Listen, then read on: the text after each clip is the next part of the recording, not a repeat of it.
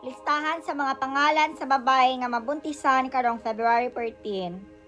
Joy, Arlene, Sheena, Mariel, Venus, April, Anna Rose, Elizabeth, Marisol, Christine, Wilma, Mary Ann, Arlene, Rose, Angeli, Jessa, Sheena, Grace, Cynthia, April, Marilu, ug Chari.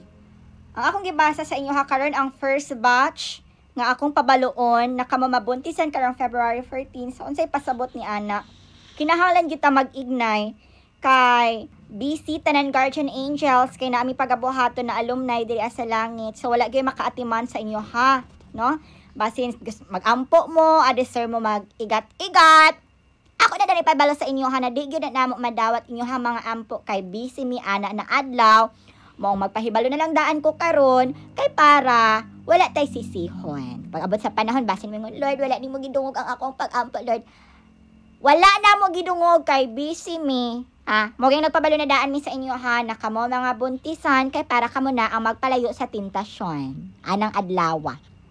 Okay. Pasensyahay na lang ta. O mag-igat-igat gihapon mo bisan gipahibalo na mo unsa ang mahitabo ana na adlaw. Okay? Dili nato gusto na madungagan ang ato ang mga problema. As early as of now, palihog ko ayaw na pag chat-chat diha amadi sa mga lalaki. Ha? Kay basing ilara mong ulog-ulogan na mabuntisan gyud ka. Mora to ako ang pahibalo diri sa langit. By the way, sa mga gusto mo saka, naatay bag-o nga rule diri sa langit. No pets allowed na ta sa 2025.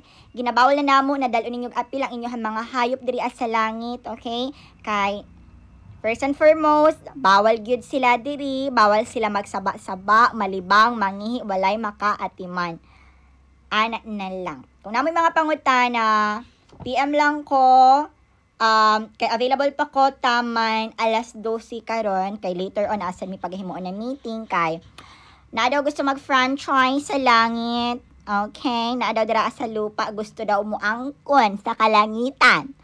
Mo nang pagasabutan namo kung pila gid ang franchise fee kay para mahatagan na gid namo sila og legal documents para ma-claim na gid nila ang pangalan na sila gid ang co-owner sa langit. Daghang salamat. Mara to, may gabi sa inyong tanan.